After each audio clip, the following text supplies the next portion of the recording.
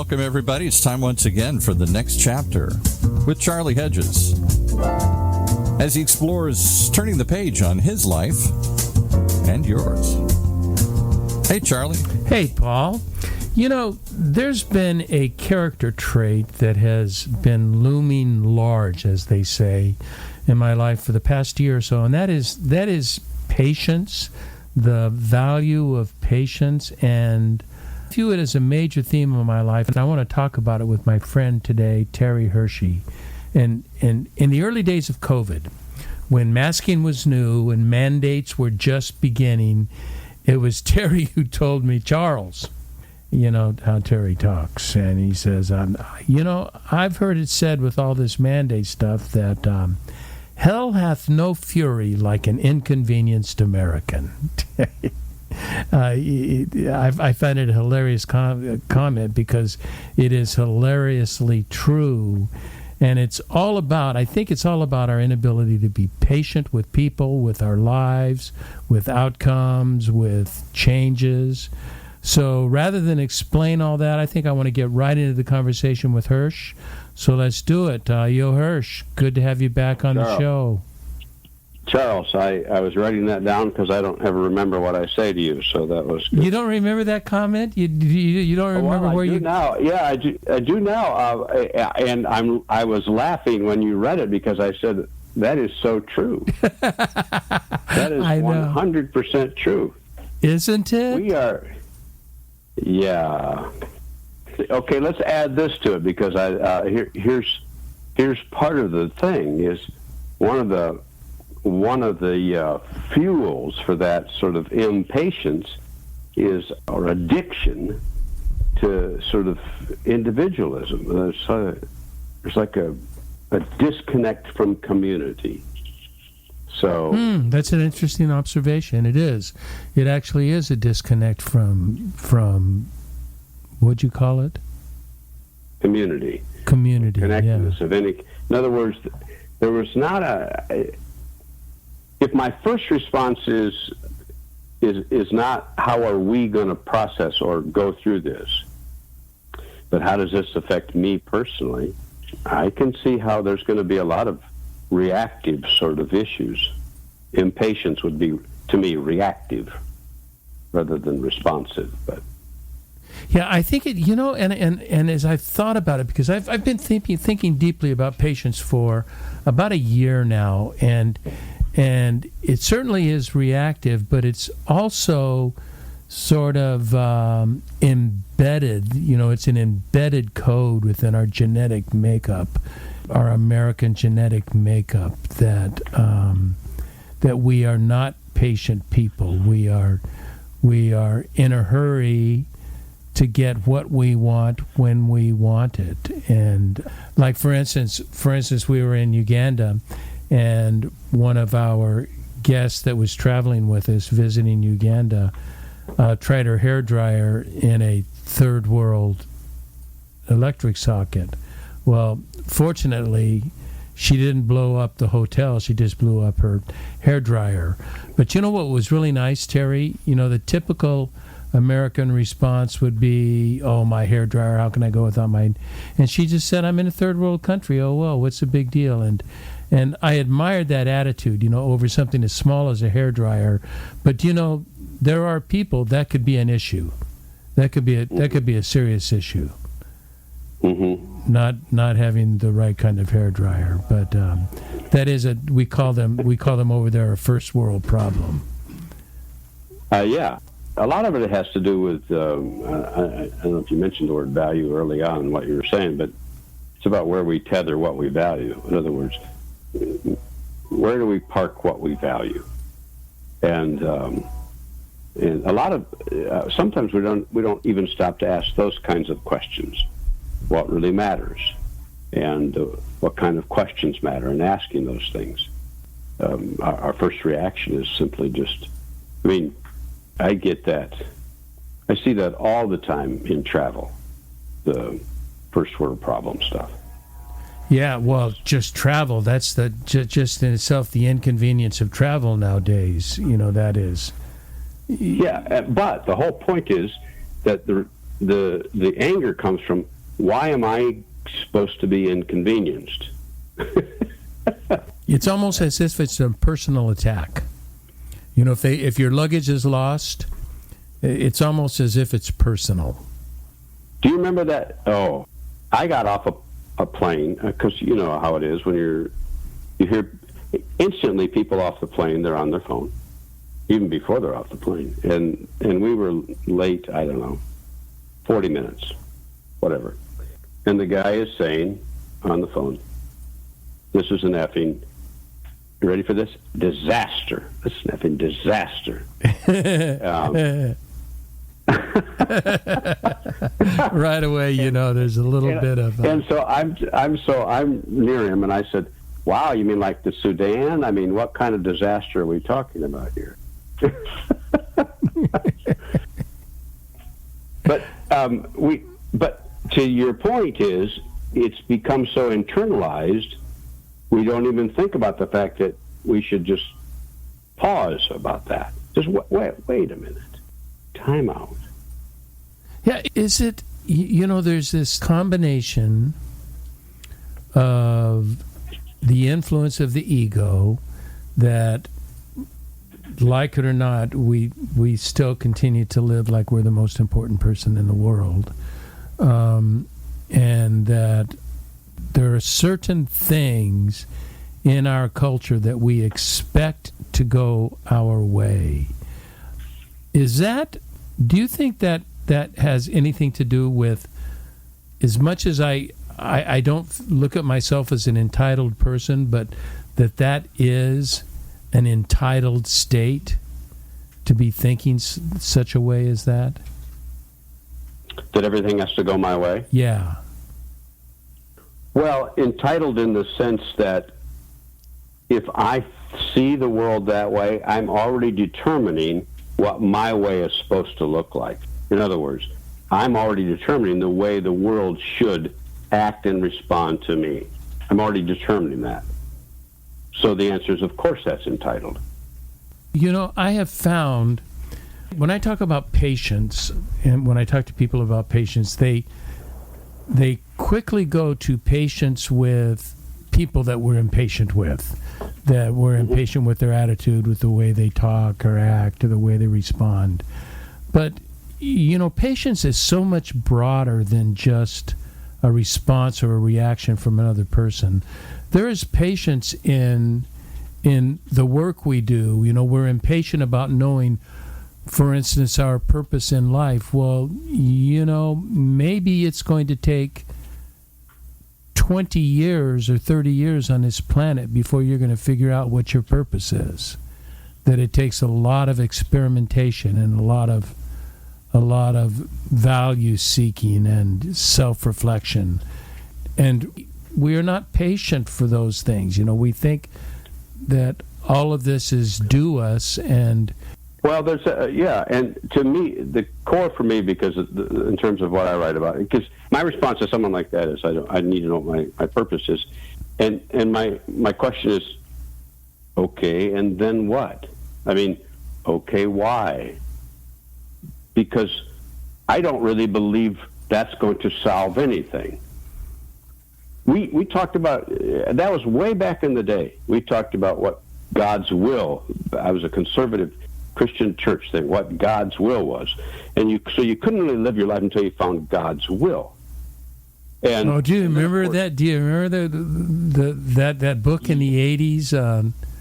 There was a God's Will book in the 80s. It was huge. Everybody was reading it.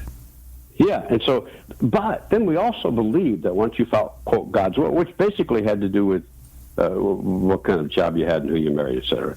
But basically, once you got that, then what if it wasn't God's will? And you spent your entire life in an internal panic, which is what you're describing, the thing with the impatience. There's an internal panic because there's something yet to be that will make me something I am not now, that will resolve something I do not have now. There's the inability to be present, literally to be present. Who gives a crap whether the presence makes sense right now? There's something there inside of us that I can allow to be at home here, yes, move forward, whatever. But if I require something around the corner, always around the corner, always around the corner, there's no wonder impatience is the fuel. And do you know the irony is that the will of God, they may very well, is likely to wait. You're saying, well, it wasn't the will of God. Somebody's saying, well, this obviously wasn't the will of God. Well, the way it's turning out is the will of God. And well, yeah, because a person who says, obviously it wasn't, had to do with something going on inside of them. And in other words, we try to make sense of it all in terms of putting it in a certain specific box. That's why impatience is different. That's why patience is so hard. That's why if you raise a child, if you have a grandchild, if you do anything, it doesn't fit in a box. And there are times when you just are face to face with something that doesn't make sense to you, but if you set aside the box that you have for this moment, you can be present there, and I'll be damned if you don't see some wonderful things. That's a good way to put it. I like that. Because we have our expectations in a box, and we need to set that box to a side and watch what happens in the world and see how that's impacted. I like that. Yes. So for me, I call it a paradigm shift. It's about asking different questions. The mother in the kitchen, her daughter's like 3 or something. She figures she's old enough to help mom. Mom's just exciting. She's going to help mom in the kitchen. They're going to make omelets. So, okay, daughter in the kitchen, blah. So they're cracking eggs for omelets. Of course, the 3-year-old's cracking eggs. Well, let's just say that the eggs she's cracking don't exactly go in the bowl they're supposed to go into. They're on the counter. Anyway, the mom is doing her best to sort of be what you call a patient mom. Well, this is driving her bat. She's thinking, this is crazy, this is nuts. And her friend happens to be in the house. She calls her friend over. She says, what the hell should I do? And the friend's advice was, well, yeah, you've got eggs on the counter, but you have a choice here. Your choice is you can either cook omelets in a neat kitchen, or you can have a relationship with your daughter. They're two different questions. Two radically and very important radically questions. Different questions. Important questions. In other words, you have to decide which question you're going to ask to address what. And so a lot of the patience thing for me has to do with what question am I asking? In other words, what are my expectations about what this moment should be like? Which is why I see a lot of people. I've had to do that in terms of my own going back to travel. There have been times when I've just sort of wanted to lose it with stuff that didn't go my way, and I realized, what kind of question am I asking here? So let's get to where did it come from? We've kind of got that, but then what are our options? What do we? I was thinking about you as I was thinking about patience, and I was thinking about probably some of the most patient people in the world have to be gardeners. That 100% true. Can you give me any examples of how gardening has given you sort of a deeper reflection on the concept of patience? Well, it's interesting you mentioned the garden thing, because I just about finished an absolutely terrific book called The Well-Gardened Mind. And there are several chapters in there about gardening. Has been used in several places where there's prisons, and watching what gardening does to change both the spirit and almost the psychological makeup of the prisoner. Because for starters, gardening slows you down. It slows you down. Secondly, gardening gives you something to interact with that is not reactive to you. In other words, in personal relationships, sometimes we don't know what's going to happen, but there's something receptive about the natural world. And so you sort of, even though you want something to bloom or not bloom, you set aside your expectations, so you're so grateful. So I had to go through that a little bit, because when I first started the garden, I was so anxious about doing it the right way. It had to look a certain way. I was with you peeing around the perimeter of your yard, so deers didn't eat your roses. Yeah, the deer do not come through human urine. That's correct. Yeah, that is true. Yeah, it's a boundary zone. That's true. Yeah, it's actually true. Yeah, gardening does two things when it slows you down. It makes you present. Go back to the woman with her daughter in the kitchen. First of all, when it slows you down, you pause. You're present, and when you're present, you focus in a different way. You're not necessarily looking at necessarily what's right or wrong. You're simply there. And when you see something, you can embrace things, you can learn from things. It's a different dynamic. I'm here. Little boy says to his mama, "Mama, listen to me, but this time with your eyes."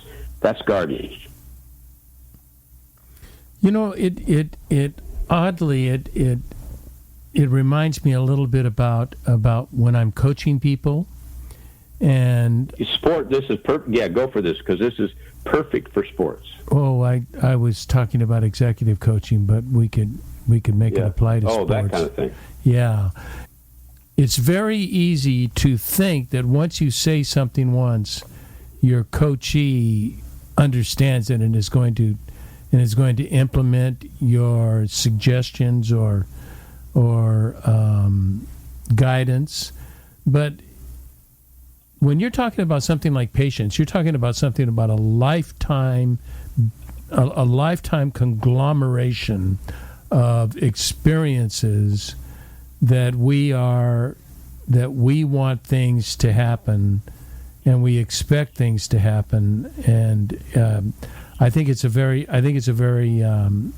cultural thing with us, and I have found in coaching that I have to slow down and allow the person weeks or months to even get a concept, because it's so paradigmatically changing that for them to get a concept that they need to wait more. I want to we're going to do a brief show today, and I want to do a complete venue change. I want to change our playground, but I'm going to do that after a quick break.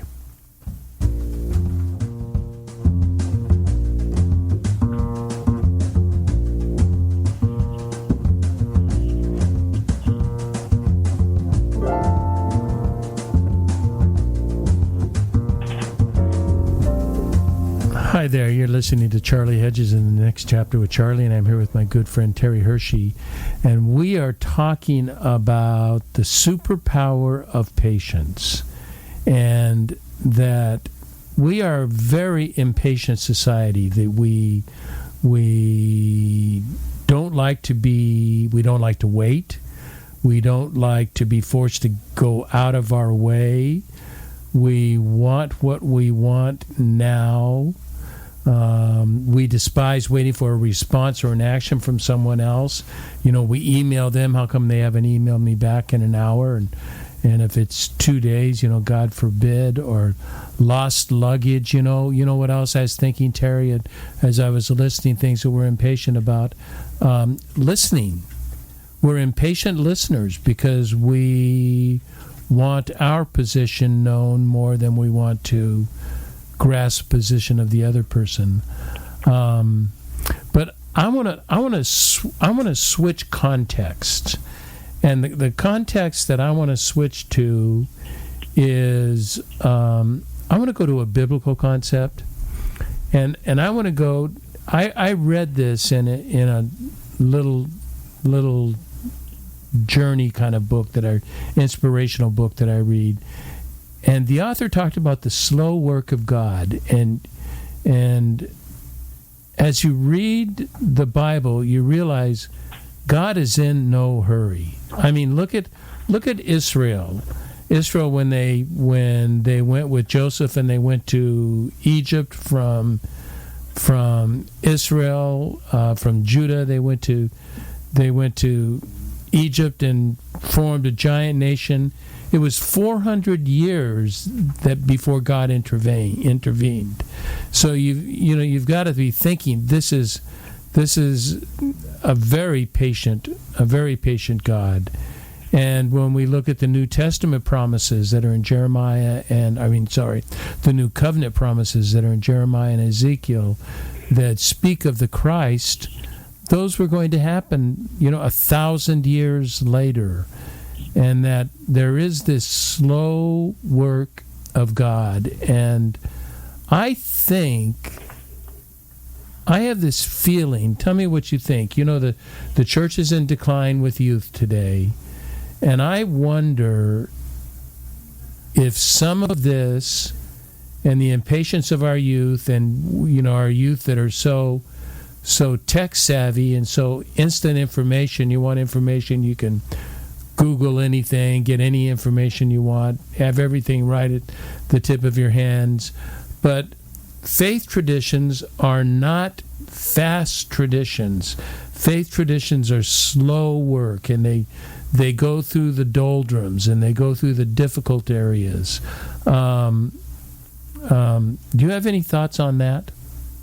Yeah, I have several. And it's not just young people who aren't going to church, though. It's lots of people are not going to church. Oh, that is true, but it's there's a bunch of young people that are not doing it, but it is everybody. Yeah. We're church is declining. Part of me doesn't blame them with regard to the instantaneous response. We're wired that way. Our brain is wired that way. Social media has wired us that way. Our technology has wired us that way. We are. There's no such thing as... Let me interrupt and just ask, do you think that's American or do you think that's worldwide? It's technology. Okay, good. It's the systems we have. Technological systems do that to us.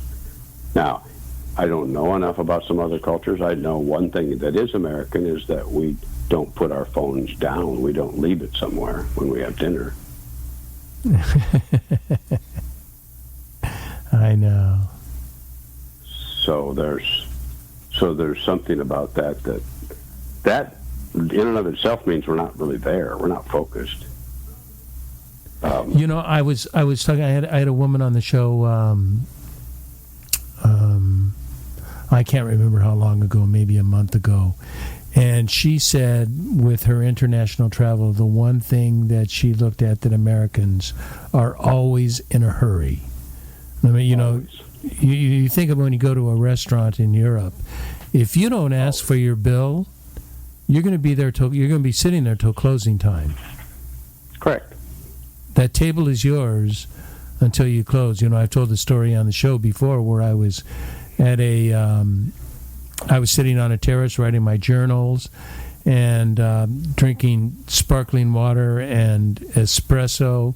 And I felt really guilty because there was a long line of people wanting to get into the area where I was at, and so I was feeling guilty for not buying and keeping the servers busy and tipped up, which they don't tip that much in Europe anyway. And so I went to the hostess and I just said, "Can I just give $20, just to kind of own my table for a little while?" And she looked at me and she said, "Don't be silly. The table is yours until we close. Once you're given that table, that is your table. So don't even worry about it." And that's I'm thinking even in my favorite restaurants, they're still giving me a bill before I finish with my dinner. Yeah, actually, I'm still taking bites when they bring it to me. That would be true. So you were asking me something before. It had to do with God and something, God in history or what? No, God, the slow work of God. Oh, yeah. But though, here's what's interesting, is this has to do with asking the right question. If I see the slow work of God, in other words, wandering the desert, for example. In other words, if I see the slow work of God as why can't God get us where God wants us to be kind of thing, I'm still missing the point that as long as arrival is the only thing that makes sense for us theologically, we will never be there. Never. It's not about arrival. I love that. As much as we talk about the journey motif, it's so easy to forget about the journey motif and that we think about arrival, getting there. That's why I'm a huge fan of the priests in the 1700s who coined the phrase "the sacrament of the present moment." I mean, even in the Jews wandering the desert, I mean, the manna, even the manna thing, that freaked them out too. So they hoarded it. In other words, the sacrament of even that. We forget the sacraments of what's going on. Even so, the monarch butterfly, and of course, I'm going to make a statement about climate too. The monarch butterfly is an endangered species now. I don't know if you knew that. Oh, of course. Yeah, I remember. Yeah. I've got to say, I remember in the '60s when we just had thousands of them around my house. Yeah. So the monarch butterfly does this big journey every year from Canada, places you knew in Canada, northern Alberta, and then British Columbia. They go from there down through California into southern Mexico, and this is their. But monarch butterflies, and I'm not going to get this part right. They only live a few weeks. They don't live for years. Did you know that? I did not know that. So this is what's interesting.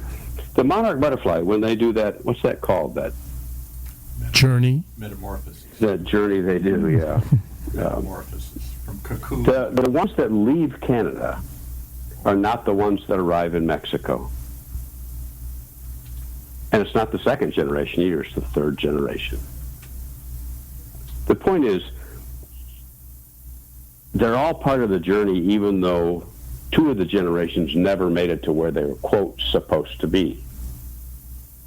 But they were part of the process of getting there. They were all, yes, exactly. And so as soon as you have to name that the arrival is the only thing that matters, we've missed everything.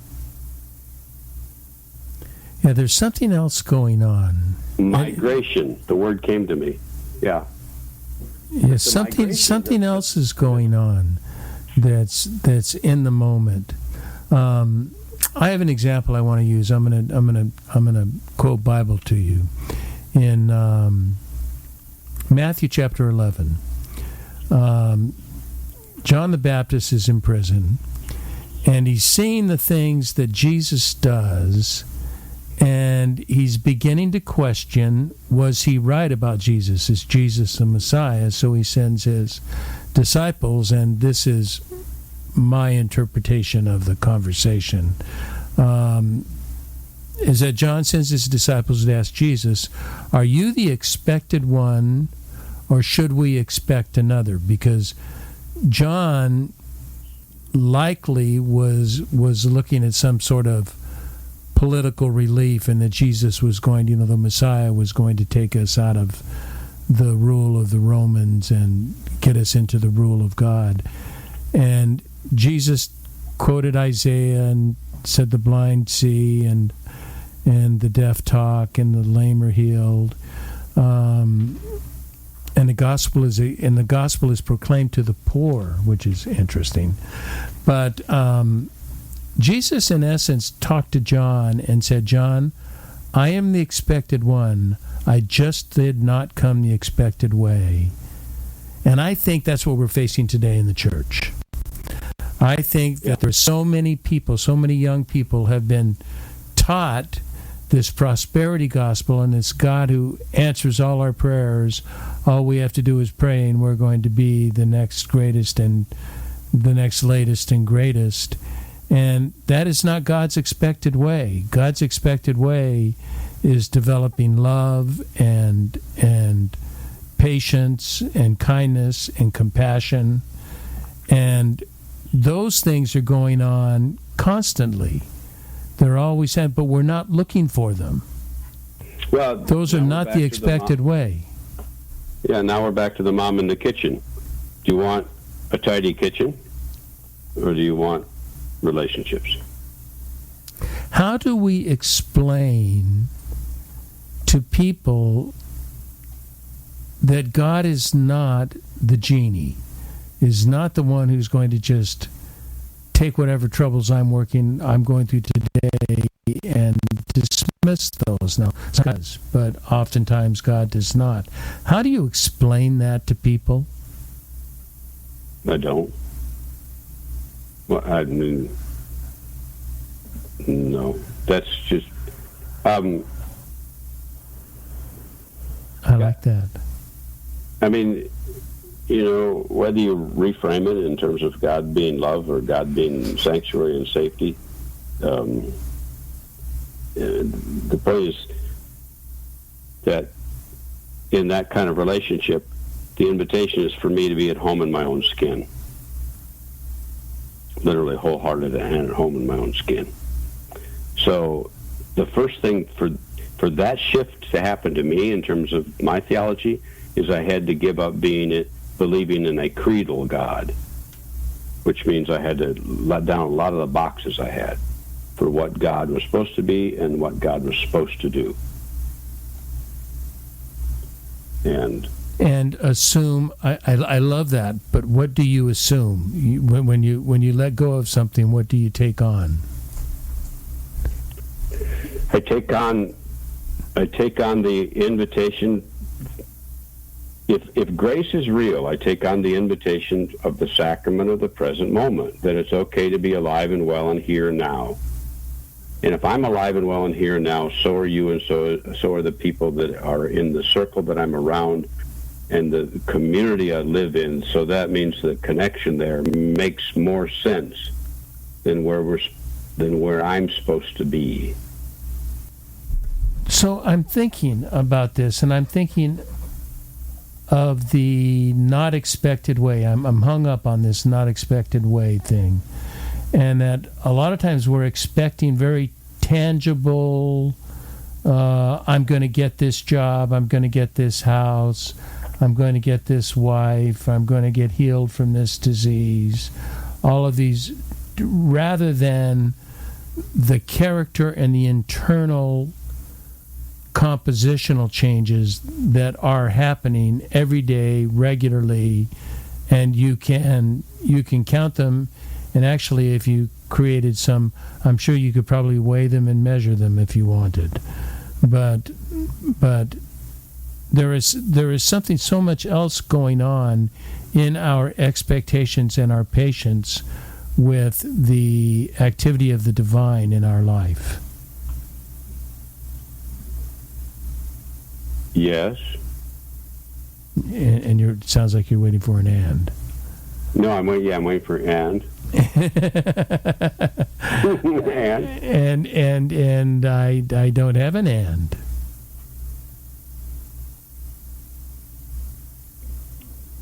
It puts us both in a quandary. Yeah. One of the things that I started to learn back in the days when I went to the St. Andrews, the Benedictine monastery, because I wasn't really good at that kind of sitting and or praying and or whatevering, right? And to get on with it, and just resting and sitting was not easy, and learning those moments. See, now I'm back to gardening. Gardening did that for me finally. It wasn't a theological class; it was gardening. I'm in my garden. I may be weeding, I may be planting, I may be whatevering, but it's not about where I'm going to get to. You know why? Because tomorrow there'll be a lot more to do. So it's not about finishing something. But all of a sudden, an hour in, and you're thinking, and your breathing slows.